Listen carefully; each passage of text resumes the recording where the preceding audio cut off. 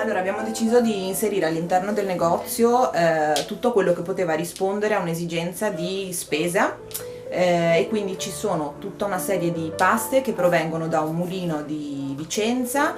così anche le farine. Tutti i prodotti sono prodotti italiani e la scelta è stata fatta sulla base dell'etica e del lavoro che c'è dietro alle aziende, per cui abbiamo farina, pasta, legumi, biscotti, frutta secca, tè, tisane, nettari, composte, saponi, detersivi sfusi, e poi c'è tutta la parte di artigianato, un artigianato fatto da artigiani veneziani, e durante l'anno cerchiamo sempre di inserire nuovi artigiani al fine che tutti possano esporre e trovare una vetrina all'interno del nostro negozio. Allora, da tanti anni noi nella nostra, diciamo, professione privata, da vita privata, facevamo già parte delle cose che stiamo vendendo qui, quindi Lisa ha un'azienda agricola col suo compagno dove producono nettari, composte e il vino a presto ci sarà. Io sono artigiana, laureata in design e da tanti anni che produco autoproduzioni di gioielli, ciotole in legno, serigrafia.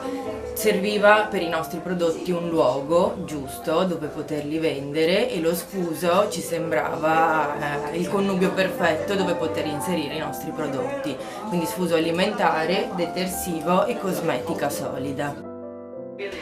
Allora, in realtà durante il lockdown tantissime persone hanno deciso di venire a vivere a Venezia e molte persone sono tornate a Venezia. C'è un certo numero di abitanti che aveva bisogno in realtà di uno stimolo per rimanere. E invece chi è venuto a vivere a Venezia ha visto in noi e in altre attività che hanno aperto in questo periodo un po' di luce, quindi sembra che stia tornando una città normale dove poter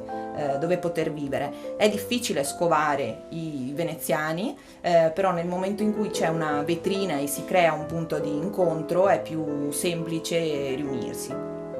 È stata una sfida che abbiamo avuto il piacere di correre, è stato difficile ma ci sta dando tante soddisfazioni e tanti veneziani che abitano qui vicino sono contenti di avere un negozio di vicinato e quindi insomma per adesso siamo molto felici. E Venezia adesso rispetto a un 2019 per chi ci vive è meravigliosa, è più vivibile, è più bello partecipare agli eventi, alle cose perché c'è meno turismo di massa ovviamente. Noi speriamo che il futuro di Venezia ci possa essere una visione diversa di quella che c'è stata fino a pre-Covid, quindi noi siamo positive, siamo contente e speriamo ci possa essere una programmazione, un'azione diversa nei confronti di una città delicata.